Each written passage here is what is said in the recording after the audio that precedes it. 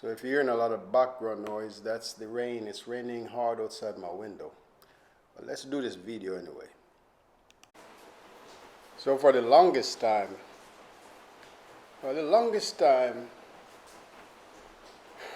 Putin has been telling the world, especially NATO, to stop putting these weapons on his front lawn.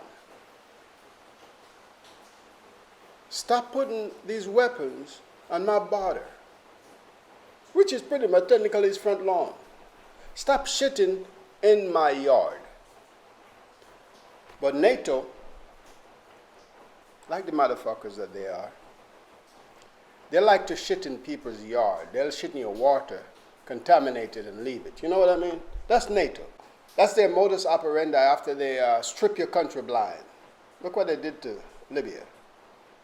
Went and bombed the shit out of the place and stripped it blind, stole all the gold and everything. Yeah, they're a bunch of henchmen, shakedown artists. They're not even elected leaders.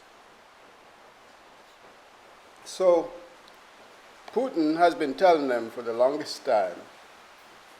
You know, let's look at it this way. Can you imagine if you have a neighbor that just put cameras around the perimeter of your place, of your yard? So he's looking at everything you do. He say, if you can't shit, you can't fart, you can't do anything. Just have this air of suspect over you all the time. Who could live like that? Huh?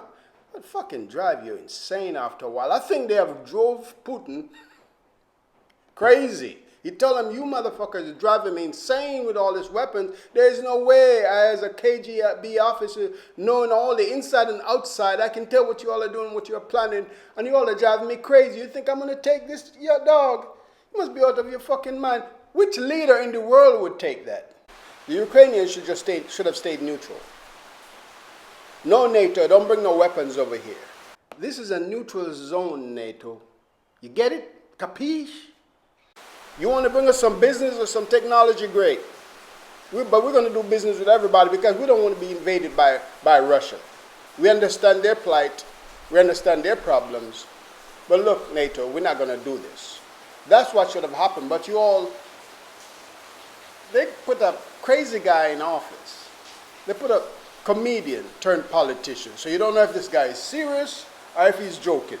You don't know if he's lying or if he's joking. Because he's a comedian turned politician.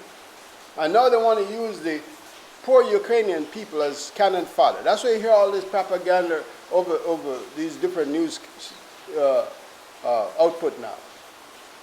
Want to give these poor people weapons. Go fight the Russians. This bullshit. I wouldn't have done anything. I wouldn't have fight. I know how to end this shit. You know what the Ukrainians should just do? Say, look, man, I'm not doing any of that. I'm not taking up no weapons. I'm not changing anything about my life. Yeah, Russians want to come in, bam, yeah, whatever. You know? We're not going to fight. I'll tell you what we have here. We have some cell phones that we can take videos of war atrocities or war crimes. Now that would scare the hell out of the Russians, wouldn't it? Yes, it would. Because you know what? Non-compliance, civil disobedience is one of the greatest weapons that humans have as a collective group. That's a different level of bravery. To just sit there, watch the tanks roll by, wave at them, take a few videos for the internet, maybe even take a few selfies with the soldiers, and go back to drinking your coffee, eating your lunch. That would really fuck them up now, wouldn't it? That these people are crazy. They don't even care that we invaded them. No, because we're your neighbors. When you finish tearing up everything, you're going to have to pay for it. So go ahead, bust everything up. By the way, get rid of that comedian.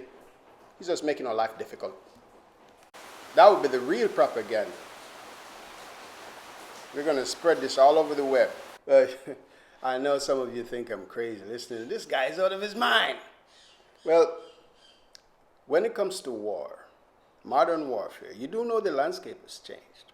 The battlefield has changed. Pandemic much? Huh? What did you think that was? You are now the battlefield. When they make war, they're making war on you. They already got the land and the terrain covered. You are now the new frontier. And if you don't take back our power, pretty soon you're not even going to own you anymore. Or any cells in your body. They're going to own everything. They want to take everything. They want to strip us to the bone. Man, better wake up, man. What do you think they mean when they say you're going to own nothing and be happy? You're just going to be a useless drone, an automaton. You're just there for their entertainment. But you see how quick the West is to send. We're going to send millions and millions and millions of dollars of Stingray missiles. And, the people are going to stand up and fight. Look, here's the thing. We're just tired, the human race. We're just tired of you motherfuckers using us as cannon fodder all over the planet for the last 5,000 years. You just need to get off our backs. We don't want to fight any more of your wars. Just leave us alone. Give us a fucking break. We need a respite for crying loud. For crying loud, man. Don't you just get tired of these motherfuckers? They went from pandemic to no war and threatening world war. Huh? And this shit is multi-layered. You can see you have this mass exodus now out of Ukraine. And all the Eastern European countries are like, come on in, Poland, come on in. Hungary, come on in. You know why? Because a lot of those other countries are having a population reduction, a population shortfall. They're not having as much babies. A lot of those villages are empty. So guess what they're going to do? Of course you want those Ukrainians to come. Because they're not going to go back to Ukraine. They're scared shitless. And most of those Ukrainians are very well educated, very industrious, good people. Plus you share a common ancestry with them. Practically your cousins. So now they can take over all those villages and towns that are going empty and put them to work. And put them to work, and there you go, voila! You got a large, vibrant population again. Yeah, you got a large, vibrant, working population. You didn't have to do an investment in them. You have to grow them from childhood all the way to schools. None of that. Huh? It's the gift of war, huh? The bounty of war has changed, huh? One man's curse and another man's blessing. So this is a huge population movement over there. That's what this is also. This whole thing is so multi-pronged, multi-layered.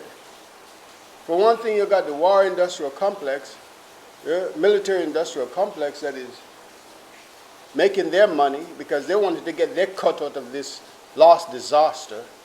They're jealous because the pharmaceuticals were making all the money and they weren't. So, hey, this is their comeuppance. So you got this mass migration now going across Europe. Just like no different from the migration down at the border, infiltrating the U.S. The only difference is that these are real refugees. And a lot of them have a high level of skills too. Computer savvy, well educated. See? They're not going to be a third or second class citizen. Because they have something to contribute, see? They don't need a handout. They just fell upon this shit, man. Shit just happened to them. So you got this mass migration coming across. And then Russia will just take over Ukraine and use it as a buffer zone. That's what's going to happen. I can see it. Why can't anyone else see it? Oh, those poor Ukrainians. Yeah, those poor Ukrainians. But weren't you saying anything when the NATO is putting all these weapons at Russia's border? When they're poor Ukrainians then? And then they got this fool over there, comedian, who's running everything. Yeah, so the Ukrainians tell them, now, fuck you, man. Get this fool out of here. Take your weapons back to you with you, NATO. Russia, I don't give a fuck what you do. You know, as long as we get a chance to make some money, we're going to be neutral. We're going to make some money from both ends. We're going to, you want to sell you some, we'll sell you some shit in Russia. We got the biggest bread basket. And yeah, Europe, if you want to ship some vegetables and shit, we can give it to you. But as far as I'm concerned, man, I'm going to go over here at this restaurant that I used to go to as a child and drink some tea. Watch you motherfuckers blink it out. That's what I would do. But it only works if it's collective. If all the people get together. This would be one of the greatest movements in human history. You know why? It's one thing to fight and fight back, but it's another thing to just walk away. Yeah, that's braver to me. That takes balls of iron. It's just like, hey, I'm not complying, man. I'm not going to be your cannon fodder anymore. I'm going to take my humanity back. Fuck you. And then you know the Western media, and then you would see the Western media go crazy, because guess what would happen? They would call them cowards. They'd have all kind of names for them. You know? They'll have all kind of names for these people. Derogatory, you know, epithet. But you know, you tell them, hey, yeah, you can say whatever you want to say, but look, I got my 2 hands, I got my 2 feet, 10 fingers and 10 toes. No prosthetic for me. There goes another part of your business.